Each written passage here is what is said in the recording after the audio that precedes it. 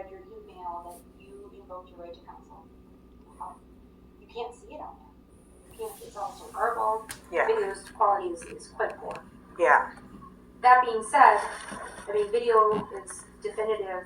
If it's definitive, it's really helpful. But when it's not, then we would rely, or could rely on testimony. So the officer would say, I didn't hear that, or no, she didn't, or that wasn't my understanding, whatever he's going to say, and then you would say whatever your version of it, and then the judge was just going to decide. Well, you can clearly hear it. I say that I want to remain silent like more than once. I made notes, and then I had another person review them because it was so shitty.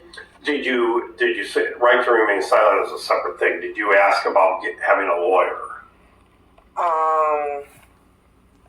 I'd have to go over them again, but I mean, I remember in the video as you couldn't see us, but you could hear it, and it was choppy, but you could kind of, you could pretty much hear what was being said, and then, yeah, I don't know. The other main part was when they realized they found the gun in the truck that wasn't on the warrant, and then tried.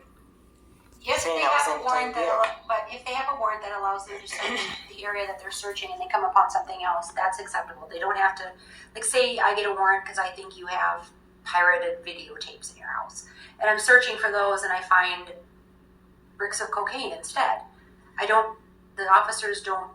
They don't need a separate search warrant saying. They can go, oh, well. We're looking for cocaine. This is a different thing. That's not what I've read. Well, it's definitely the law. I've been doing this over 30 years. Yeah. Now, if they find contraband, doesn't matter. Let's say we do a search warrant and we're looking for, like you said, illegal videos, pirated videos, copyright violation. And while they're searching the house for those, they find a bag of meth. Bag of meth isn't mentioned anywhere in the search warrant or anything. They can charge you with possession of the meth. Even if they don't find the videos. So why are they trying to cover up their tracks then and say they saw it in plain view? That's an issue for trial. I mean, that's not an issue for here. That issue, a lot of the stuff that you brought up would be relevant at trial because it's really credibility that you're calling into question. The behavior of the officers, like what they're saying, how they're characterizing interactions. That's a credibility question. We can litigate the right to counsel invocation. But here's the thing that I don't know if you realize this. The offer from the state is a misdemeanor. Yeah.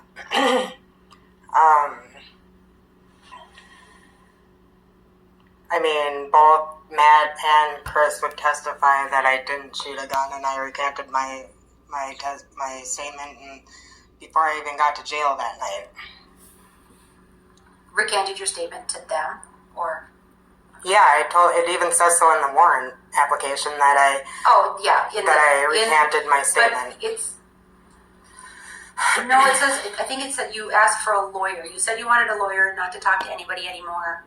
No, that's not true. In the car or something like that. No, and it said that on the way to jail, I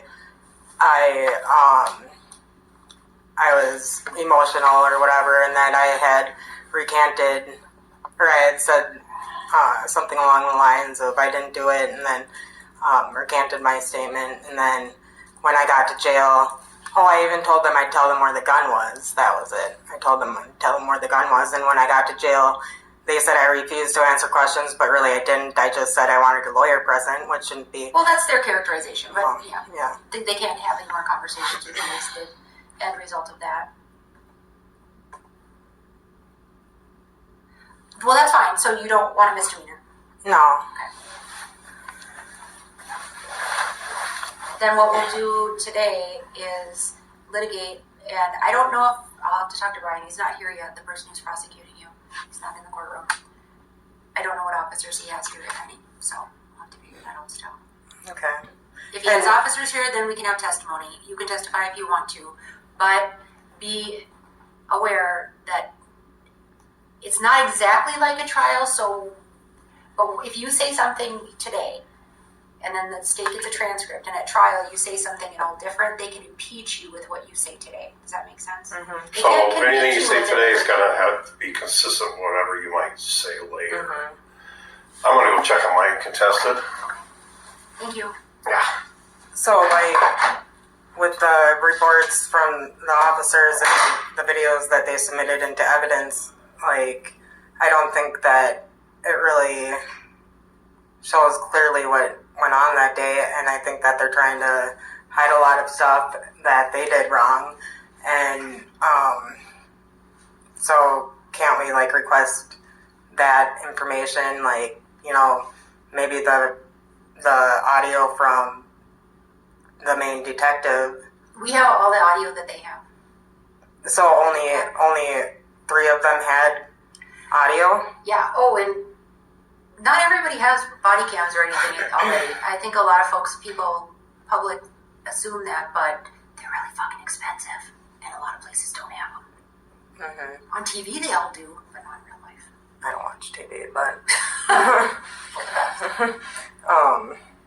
but yeah, I mean, even like where they're trying to come up with a story that is clearly made up, like they're trying to cover up their voices, you know, like the guy with the microphone walks away and you can hear like faintly them whispering in the background, you know, and really I don't think that it's fair. This process is not fair to you. Yeah. That is true. And I agree with you, but I do. But the issue the judge is going to be deciding is whether, on the whole, with what she's presented, and like I said, I don't know now if that includes testimony or just, I don't think it should, frankly, unless it's going to be helpful to us. Not that I don't want you to get a chance to say what you want to say, but really the best evidence of whether you invoked it is that tape. And if you feel it's clear enough on the tape that you did, then okay. So like, I don't want the police supplementing, which is what they do, which is why I don't like to ever put an officer on the stand, because it will not get better for you. So, like, so if it's ruled that I didn't invoke my constitutional right or whatever, then what evidence are they going to have? Because it doesn't look like they submitted They don't have to do evidence. anything to get ready for trial yet. We're not at that point. Oh, okay. So I don't have a witness list. It hasn't been asked of us. The Oh. prosecutor didn't have one yet. I thought you were supposed to have that by now. No. Because aren't you supposed to, isn't the contested omnibus to contest anything that, Oh, the contested omnibus is only to determine whether, when the police gathered the evidence, they violated your constitutional rights, or it can be probable cause. But we're not talking about that in the case. Those are the 2 things that you address there, and the implications for a trial are, like I said, they can't convict you based on what you said on the stand. But today, like if you got on the stand today, yeah, you're contested. But if you went on the stand at trial and you said anything different, and have a transcript of what you said today, they can impeach you with it. They can. Wasn't it true that you said on November 9th of this year, you said blah blah blah? Just the police reports don't ever go to the judge, and a lot of people don't realize that. They also don't go to the jury. The jury and what the jury hears, what happens at trial, and I'm very grateful for this, is a very controlled environment, tightly controlled. So a lot of what you're telling me, the jury won't hear. And if we try to start saying things like that, the prosecutor will object as irrelevant or lacks foundation or non-responsive. So unless I asked you, do you think that the officers were being sneaky and having conversations that were inappropriate? Shane would object as irrelevant. mm-hmm, And he would get sustained, meaning yeah, that he would win that. mm-hmm, The only way those little pieces come in is basically, and this is probably dirty on my part, or because it's really hard when you're on the witness stand to be the perfect witness and answer just perfectly exactly what is said.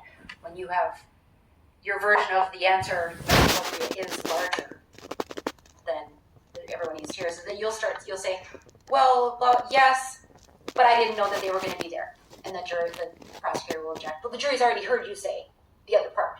Does that make sense? yeah, but like, so with them finding the gun in Chris's truck, like,